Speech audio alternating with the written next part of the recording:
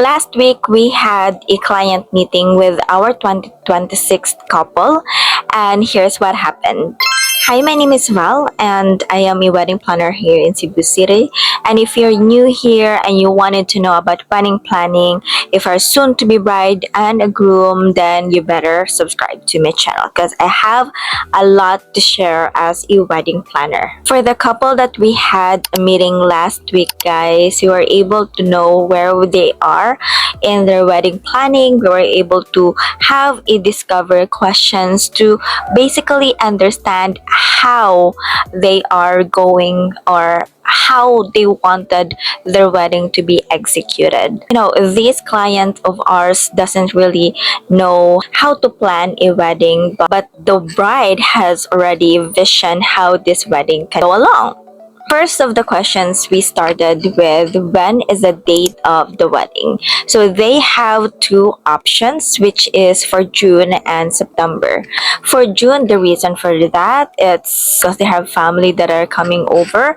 And for the September, it's the anniversary and birthday of their kid, which is they wanted to celebrate it at once, which is pretty normal, diba, yung iba. But during that discovery call, guys, or during that meeting, we were able to advise them on, if you choose the June, then we have to plan ahead and we have to book the suppliers ahead na kasi we are already in Burr months. And June is parang yun yung spike ng maraming magpapakasal, and it's gonna be hard if mamaya-mayain pa natin ang pagbubook ng mga suppliers. Now for September, we're okay with it kasi mas mataas pa din yung wedding planning and especially for saving for a budget sa kasal nila. So we have to wait for their final date because they have to discuss it with as a couple to plan kung asan ba talaga sila for the wedding dates. Now, next question is how many packs they are planning to have and a type of wedding. Is it going to be a church wedding, a garden wedding, an out-of-town wedding? So for this type of wedding, this is going to be a garden. They have already chosen two venues, which is venue 1 and venue 2. So hindi ko na ipopromote o hindi ko na sasabihin kung anong mga venue ito.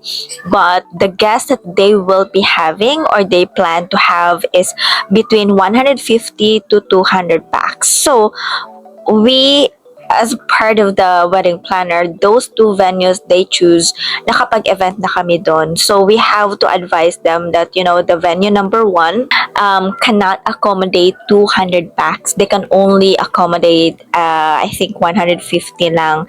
And both venue are actually good in terms of garden wedding. It's a known venue for a garden wedding. But there are pros and there are cons for the two venues. So what we're doing here is we're basically advising the couple of, as a wedding planner, we have already experienced having events on those places, on those venues. So we have an idea on, kung ano ba yung mga bawal, ano ba yung strict, ano ba yung mga hindi pwedeng gawin when we choose this venue. So that's one of the advantage, guys, if you will be having a wedding planner, because a wedding planner has already experienced multiple weddings. They didn't have that a one-time wedding lang before they become a wedding planner. So basically, because of our experience, pwede na namin siyang mai-share sa inyo as a couple para maiwasan yung mga hindi kaaya-ayang ganap or mga decision making na talagang dapat pinag-iisipan. So we will be part of that decision making as your advisor. So I'll start with the venue number 1. So for the venue number 1, yun nga, hindi talaga po pwede yung 200 packs if gusto nila. Second, it's quite strict din yung venue number 1 because isang stricto dito is that kapag yung ibang guest mo will go there using a move it or angkas, hindi siya allowed. At saka dun lang talaga na up until lang talaga sa gate yung rider. Hindi na pwedeng pumasok sa gate. And it's like how many kilometers pa ba yung from the gate going to malayo. Mahirap for their guests if they don't have their own transportation, and if they want to have move it or angkas as one of their transportation. So, mahirap. Second is that it will be limited for 10 p.m. only, and some of the wedding guys can go beyond 10 p.m. So, medyo stricto sila in terms of even though private na na car, they wouldn't allow to have it go inside beyond 10 p.m. to pick up the guest. So yun nga, medyo the part of the transportation and the strict policy, shaky tayo doon. Okay lang sana if the wedding can be like around in the morning. Tapos, there's a chance na matapos lang ito in the afternoon. Hindi na talaga magabihan. But, their wedding is gonna be in the afternoon. Medyo, there's a chance talaga that we can go beyond 10 p.m. for the event. So, medyo yun lang, mahihirapan lang sila. And then, for the venue number 2 naman, we have shared that accessible naman, even though lang kayo ng taxi, or like, siguro if you have your own, anong tawag doon, habal-habal sa amin kasi sa Cebu, that's still fine kasi hindi talaga siya hindi mahihirapan maghanap ng source of transportation yung guest nyo. Wala ding time limit, so all good lang. Medyo mas mahal lang sa venue number 2. It cost much for them.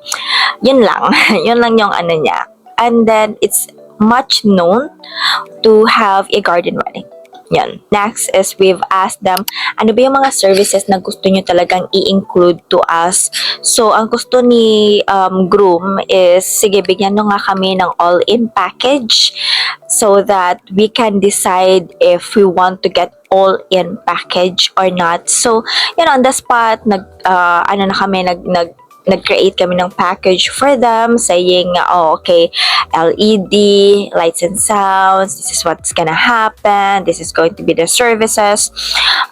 Tapos, pinag-set expectation din namin sila about the crew meals, sinet expectation din namin sila about the corkage fee, kasi plano nilang kumuha ng pika-pika. I'm not sure anong tawag doon. Hindi pika-pika. Ang tawag doon is parang yung mga maliliit na burger sandwiches, mga ganon. Diba? So, yun. Na-advise namin sila na meron yung corkage fee, ha. At it will not be part of our all-in package kasi we're not sure 100%, we're not 100% sure pa talaga for your for what other outside services you wanted to plan to have. Meron ba kayong photo booth, which is di nyo din gustong i-part sa amin.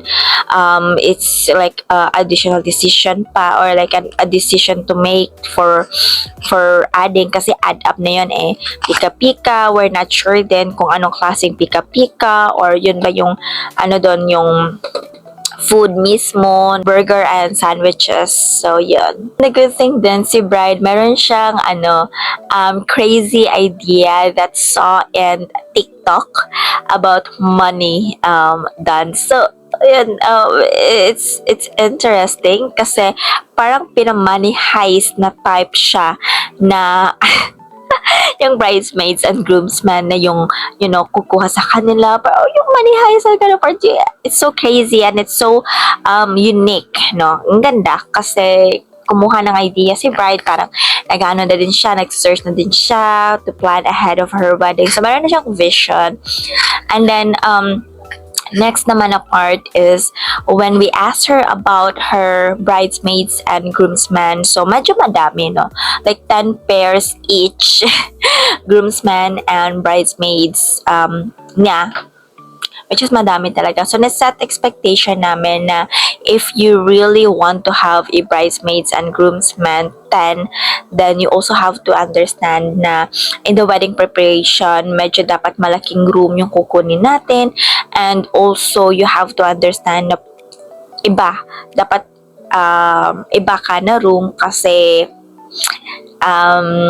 kailangan hindi siya ma-stress. And also the number of days you have to book. Kasi hindi naman po pwedeng one night lang na ibubook mo and then the next day 12 noon check out na. Tapos yung time na yun, we're still ongoing with our wedding, no? So, hindi pwedeng overnight lang. Dapat talaga 2 nights yung i-book mo kasi ang gagawin natin sa mga bagay, sa mga things, di ba? Instead of focus tayo sa wedding preparation, the morning photo shoot, organizing, mabibisi tayo sa pag-check out, mabibisi tayo sa pagligpit ng mga gamit natin, which is, as a wedding planner, I don't plan for you to do that. I would say na two nights po talaga ang dapat ninyong i-book for your hotel or room accommodation. Outfit naman or like sa wedding gown and sa susuotin ng groom at saka yung mga bridesmaids and groomsmen, meron ng gusto si bride and sabi niya what if daw meron na siyang gusto and she doesn't want that to be included in the package. Sabi ko naman, walang problema doon. Actually, for us, we would recommend na hindi talaga sa amin manggaling ang suppliers ng wedding gown, groomsmen, and bridesmaids sa mga outfit kasi it's the freedom of the bride to choose her own wedding.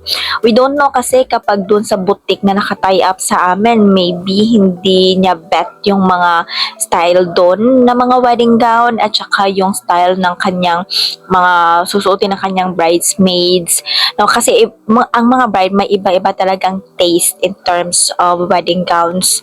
And what we want for our bride is to have that freedom to choose. So we'll let her to choose kahit saang boutique ka kasi we're not gonna tie it up in our package. That's gonna be your choice. That's gonna be your freedom to choose at to do research kung saan ka papunta or sa anong gown yung susuotin mo kasi it's for you. Susuotin mo yan for the whole day. You have to look good. You have to feel good. And it's something that you have to be the person to choose your wedding gown.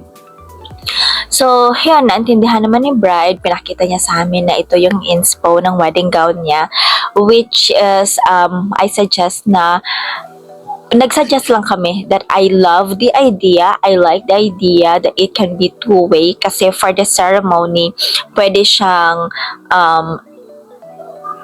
fluffy na gown and then on sa reception naman is tatanggalin na lang yung parang I forgot the name but yung pagbuka ng ng gown, so parang pang slim type kasi sexy si bride, maganda yung niya hubog ng katawan niya. And for the mermaid type, I don't know kung mermaid type bang tawag sa wedding gown yun, I forgot guys, pero talaga yung parang yung curve ng kanyang katawan is can show, no? So, yun lang na-advise ko sa kanya that maganda yung idea. I love the idea. We just have to find saang boutique ka makakahanap ng ganyan. Which is marami naman. Marami ka namang pagpipilian dito sa Cebu. Marami dyan, of course. Lastly is yung budget nila. So, tinanong talaga namin kung magkano yung budget nila. For them, wala silang idea. They don't know exactly. So, they want to start with the all-in package lang muna. To inquire kung magkano. So when we compute them na ito yung all-in package and since some of the services are not part of this, so I have to add like 20% as an extra. More likely ganito yung amount na dapat mong ihanda for this wedding, this type of kind of wedding kasi parang grand wedding siya talaga na dating for us. So by the way, I have created a video of how you can calculate your wedding budget. I will be linking it in the description box, so please go ahead and watch it. So, those are the type of discovery call that we will be leading to our clients once we have this type of meeting, guys. What we do sometimes when we have an inquiry, we offer like a virtual discovery call muna, or if they want to have a coffee meeting, like sige, discuss pag-usapan natin yung wedding nyo over a coffee, but if the, schedule is tight talaga, hindi tayo mag-meet, then virtual meeting call would be fine with us, just to guide you, to assist you on how we can help you as a wedding planner. Para din naman ma-feel niyo if we are fit as your wedding planner, para malaman nyo talaga na kami ba talaga ang hinahanap ninyo na wedding planner. Which is, yes, I would say kami naman talaga. It actually depends on your budget then. So, let's start with the budget muna, how you visualize. Kasi kung ganito yung budget mo, sasabihin namin, for this budget po talaga, ganito po talaga yung expectation natin ha. Hindi po pwede na ganito lang yung budget, tapos yung expectation ninyo is pinazanap na kasal, hindi po pa pwede yun. Pero we have to be honest with you. Maganda na yung output for this budget. It's just that hindi lang talaga natin po pwedeng expect na too much, lalo't lalo na parang limited din yung budget natin. So, hindi namin imamock yung client who doesn't know or who doesn't have any idea on the wedding planning, but we are just there to guide you guys. So by the way, if you have any questions about wedding planning for an upcoming couple, go ahead and comment nyo na lang sa baba. I'd be happy to answer any questions you may have. Thank you so much, guys. I hope you like this content, and if you do, please continue, or please do let me know, kasi I'd love to create more this type of content, no? To be informative, to guide the upcoming couple, bride and groom, especially if you're not from Cebu na hindi namin kayang i-cater. So please go ahead, guys, comment nyo lang. So thank you so much for watching, and I will see you on our next video, guys. Don't forget to subscribe and share this to your friends and family. Bye!